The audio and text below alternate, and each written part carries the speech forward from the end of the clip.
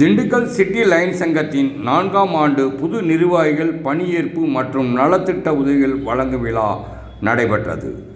விட்டுக்கொடு வெற்றி பெற என்ற பன்னாட்டு லைன் சங்கத்தின் தாரக மந்திரத்துடன் திண்டுக்கல் சிட்டி லைன் சங்கத்தின் 4ஆம் ஆண்டு புதிய நிர்வாகிகள் பொறுப்பேற்பு நிகழ்ச்சி மற்றும் நலத்திட்ட உதவி வழங்கும் நிகழ்ச்சி, மரக்கன்று வழங்கும் நிகழ்ச்சி ஆகிய முப்பெரும் விழா நடைபெற்றது. தனியார் கூட்டரங்கில் இந்த நிகழ்ச்சி நடைபெற்றது. இந்த நிகழ்ச்சியில் திண்டுக்கல் மாவட்டத்தில் உள்ள முக்கிய பிரமுகர்கள், தொழில் அதிபர்கள், புதிய லைன் சங்க உறுப்பினர்கள், பொதுமக்கள் என ஏராளமானோர் பங்கேற்றனர். 4ஆம் ஆண்டு புதிய தலைவராக சாய் சிவகுமார், செயலாளராக அஸ்வின், பொருளாளராக லோகேஷ் ஆகியோர் பொறுப்பேற்றுக் கொண்டனர். அவர்களுக்கு முன்னாள் நிர்வாகிகள், லைன் சங்க ஆளுநர்கள் பதவி பிரமாணம் செய்து வைத்தனர். சிறப்பு விருந்தினராக திண்டுக்கல் மாவட்ட சைபர் கிராம் ஏடிஎஸ்பி தெய்வம் பங்கேற்றார்.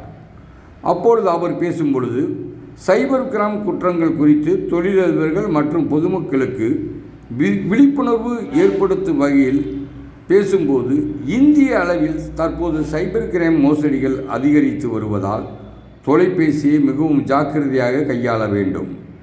எந்த ஒரு செயலியாக இருந்தாலும் அதை உன்னிப்பாக ஆய்வு செய்து அது உண்மைத்தன்மை தெரிந்த பின்பே பயன்படுத்த வேண்டும்.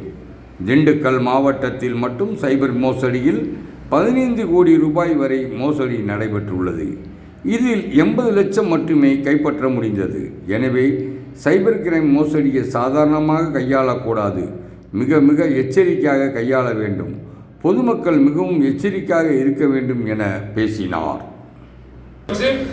வெளியில் ட்ரக்ஸு டிரான்ஸ்போர்ட் பண்ணியிருக்கிறாங்க, அதில் ஆர்ம்ஸ் வெளிநாட்டுக்கு இது பண்ணியிருக்காங்க, டெரரிஸ்ட் கொடுத்துருக்காங்கன்னு சொல்லிட்டு நிறைய பேர் அவங்கள இப்போ மிரட்டுறது. நீங்கள் உங்களை நாங்கள் இந்த மாதிரி உங்கள் இங்கே ஒருத்தனை பிடிச்சிருக்க மாதிரி அங்கேருந்து ஃபோட்டோ என்ன சொல்லுவார், ஃபோனில் வருவார். அப்புறம் நீங்கள் ஒரு வீடியோவில் வர மாதிரி ஒரு போலீஸ் ஆஃபீஸர் இருக்கிற மாதிரி ரெடி பண்ணி, எங்கள் போலீஸ் செட்டப் இருக்கும், மைக் இருக்கும், எல்லாமே இருக்கிற மாதிரி, நான் மும்பையிலேருந்து சிபிஐ பேசுகிறேன், இல்லைன்னா இதுலேருந்து பேசுகிறேன்னு சொல்லி யார் ஒரு அதிகாரியும் என்னைக்கு ஃபோன்லேயோ இதுலேயோ விசாரிக்க மாட்டாங்க. அந்த விசாரணையே கிடையாது. இந்த மாதிரி டிஜிட்டல் அரெஸ்ட்டு ஒரு அரெஸ்டே கிடையாது. அரெஸ்ட்டுன்னா நேராக கைது பண்ணுவாங்க. அதே மாதிரி உங்கள் ஃபோனில் அவர் வருவார், வந்துட்டு நாங்கள் உங்களை அரெஸ்ட் பண்ணியிருக்கிறோம், டிஜிட்டல் அரெஸ்ட் பண்ணியிருக்கோம், போலீஸ் உங்கள் வீட்டை சுற்றி இருக்காங்க, உங்கள் பையனையும் அரெஸ்ட் பண்ண போகிறோம், அவர் நம்பர் இருக்குது, நீங்கள் ஒழுங்காக நாங்கள் சொல்கிற மாதிரி கேட்கணும், நீங்கள் அடுத்த ரூமுக்கு போங்கன்றாங்க. நீங்கள் 4 பேர் இருக்கீங்கன்னா அவங்ககிட்டலாம் சொல்லாதீங்க, யார்ட்டையும் சொல்லக்கூடாது, நீங்கள் பக்கத்து ரூம் போகணும். அவங்க அப்படியே தள்ளி அங்கே போய் ஒரு வாரம்னா ஒரு அம்மா இருந்திருக்காங்க தேனியில். ஒரு வாரம் இருந்து அவங்க கேட்க என்ன பண்ணுறாங்க, அவங்க அக்கௌண்ட் இருக்க பணத்தை அனுப்புகிறாங்க. ரெண்டாவது அவங்க உங்களுக்கு அதில் என்ன பண்ணுவாங்கன்னா, உங்களுக்கு அரெஸ்ட் வாரண்ட் வந்துருக்கு, பாருங்க அரெஸ்ட் வாரண்ட் உங்கள் வீடியோவில் வாட்ஸ்அப்பில் ஒரு கோர்ட் சீல் மாதிரி வச்சு எல்லாமே வரும். ஆனால் அது எல்லாமே ஃபால்ஸ். எந்த கோர்ட்லேயும் உங்களுக்கு அரெஸ்ட் வாரண்டோ இல்லை உங்களுக்கு இது பண்ணுறதோ வாட்ஸ்அப்லேயே அனுப்ப மாட்டாங்க. அது அந்த மாதிரி ப்ரொசீஜரே இல்லை.